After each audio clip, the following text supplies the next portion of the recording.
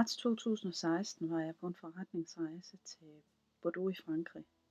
Min kollega og jeg havde fået planlagt vores rejse sådan, at vi havde det meste af en dag i Paris i starten af rejsen, og det meste af en dag i Bordeaux i slutningen af rejsen.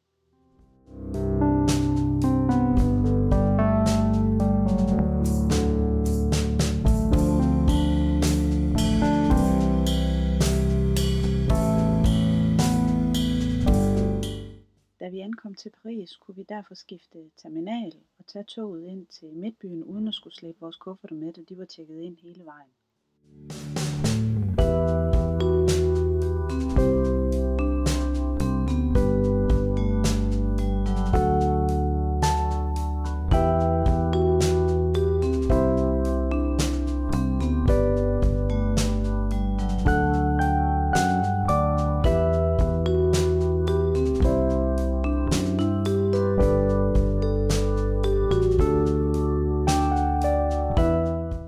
Planen var at skifte tog ind på Saint Michel Notre Dame stationen, og så tage toget helt ud til Eiffeltårnet.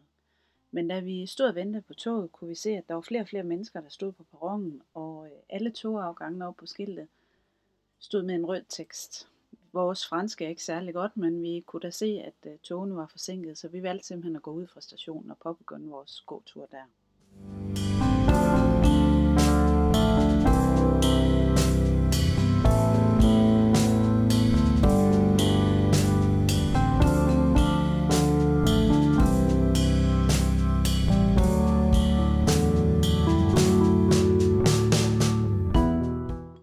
I starten af dagen var vejret simpelthen fantastisk. Solen den skinnede fra en okay blå himmel, men det var rimelig koldt. Efterhånden som dagen skred frem, blev det dog mere og mere overskyet, og vi var glade for, at vi havde taget vores vinterjakker med.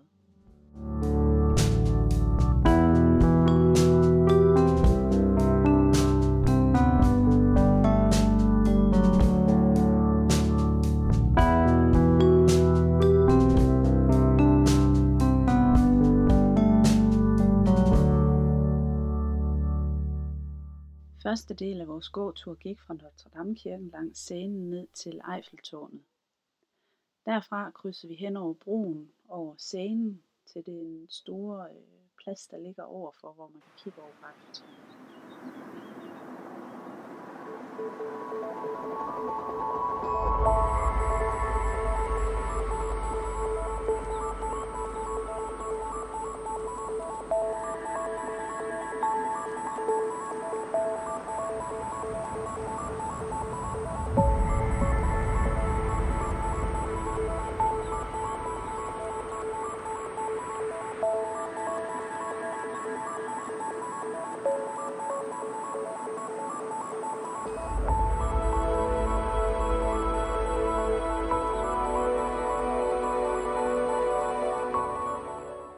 Herfra gik vi op til Triumfbuen og fortsatte så ned ad Champs-Élysées.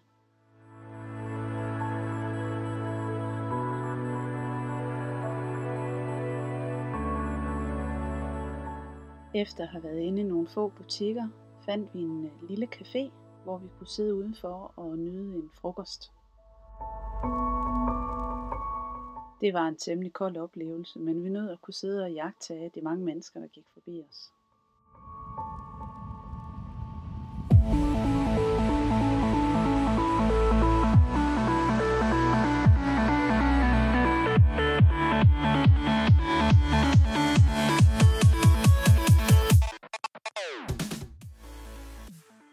Fra Champs-Élysées gik vi ned til Concorde-pladsen og fortsatte derind i Tuileries-haven.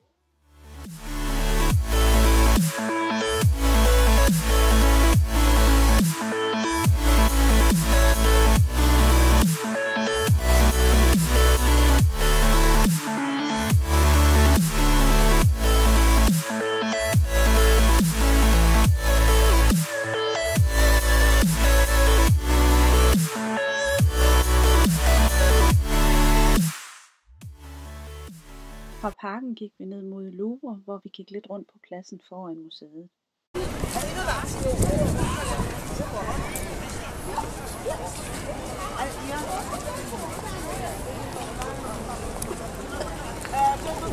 Det er sådan nyt, det der museumsshop.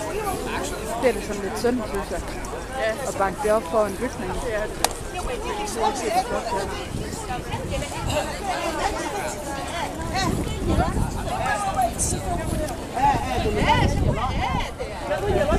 skal selvfølgelig ikke gå ind. Jeg tager ikke billeder lige nu, dem der. Aaron, I'm gonna give you your picture.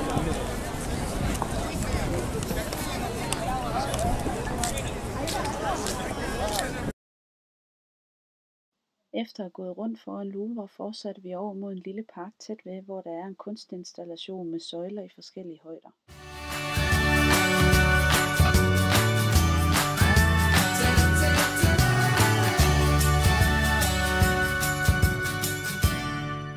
Her kunne vi se, at tulipantræerne allerede var ved at springe ud. Man kunne virkelig se, at Paris ligger mere sydligt end Danmark, og foråret derfor er længere fremme.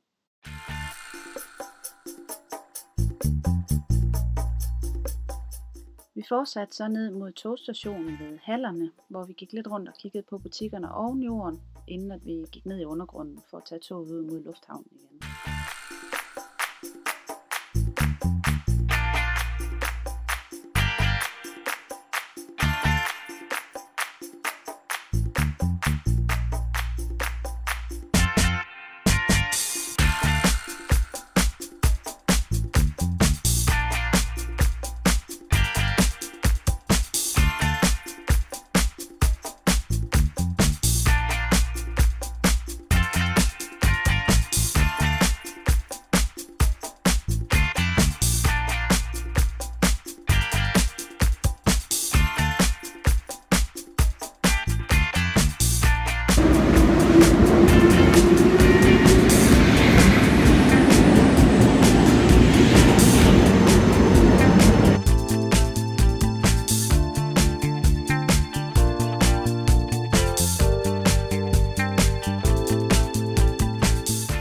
Da vi først skulle flyve fra Paris ret sent, var planen, at vi skulle spise aftensmad ude i lufthavnen. Endnu en gang kunne jeg konstatere, at udvalget af restauranter er virkelig ringe i den her lufthavn.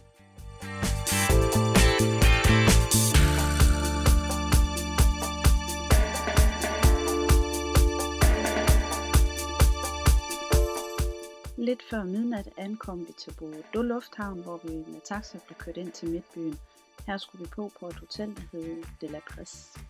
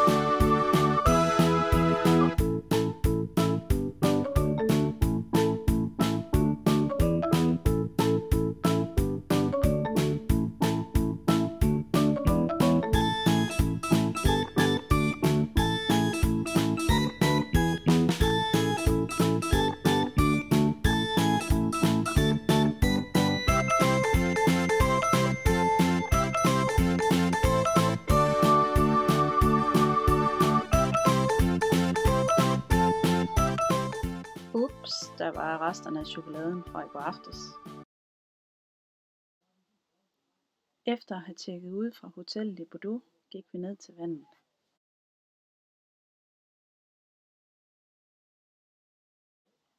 Vi havde i løbet af de foregående dage fået fortalt lidt om Bordeaux' historie.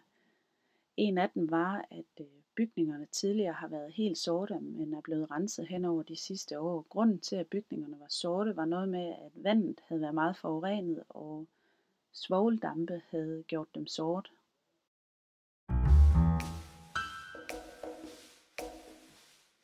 Området nede langs floden var også blevet renoveret. Nu, fordi det var så tidligt forår, så var der ikke så meget aktivitet, som der åbenbart plejer at være, men der var installeret flere forskellige springvand og skateboardbaner og områder, hvor man enten kunne løbe eller cykle eller gå.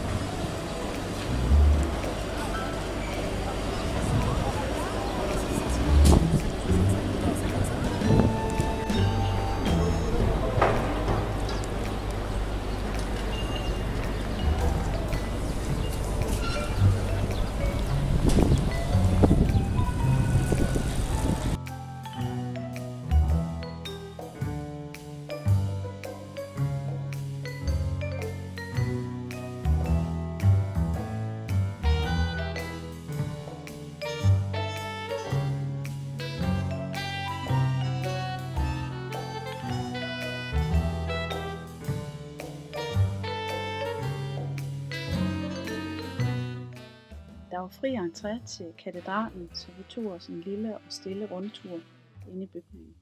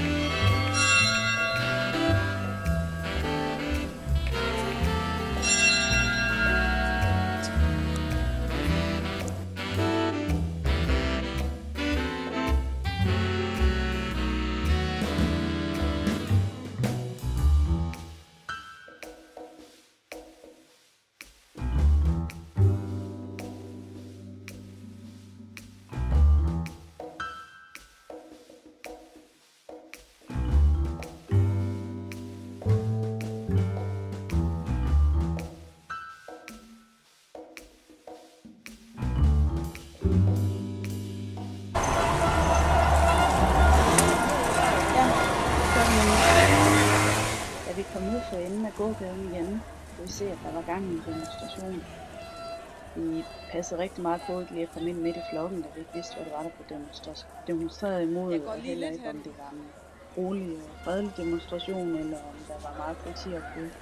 Vi prøvede så på sådan at gå lidt sidelæns hen langs demonstrationen, og det passede med, det var lige der på den plads, hvor de stoppede. Vi fandt aldrig rigtig ud af, hvad det var, der blev demonstreret imod, men det virkede som om, at det var en glad og festlig demonstration.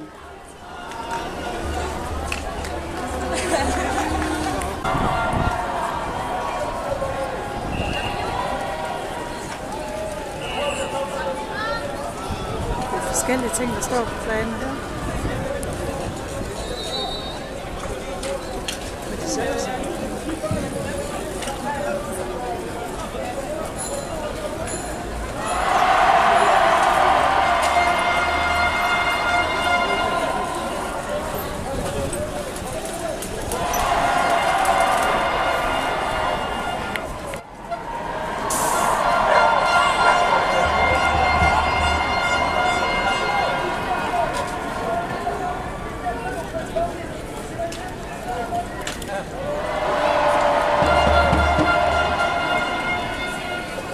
Klokken 4:30 havde vi hentet vores kufferter på hotellet, og vi stod klar til at blive hentet af en taxa, som desværre endte med at være 20 minutter forsinket, så vi var en lille smule panikket, at vi nåede i lufthavnen. Heldigvis så er Bordeaux Lufthavn ikke særlig stor, og det var relativt nemt at komme igennem sikkerhedskontrollen. Mesdames et messieurs, bonsoir. Mon nom est Caroline Vidolf. Je suis votre chef de cabine sur ce vol. Je me joins au commandant de bord, monsieur Frédéric Piton, et à l'ensemble de l'équipage pour vous souhaiter la bienvenue sur ce vol Air France effectué par un appareil en équipage up régional. Nous nous assurons de votre sécurité et de votre confort durant ce vol à destination de l'aéroport de Billund. Vous pourrez utiliser vos appareils électroniques portatifs. Tilbage i Paris havde vi 50 minutter til at skifte til en ny terminal og nyt fly til Billund. Det gik heldigvis rigtig nemt. Ainsi que la tablette de votre siège. Au nom d'Air France, KLM et de ses partenaires SkyTeam, nous vous souhaitons un très bon voyage.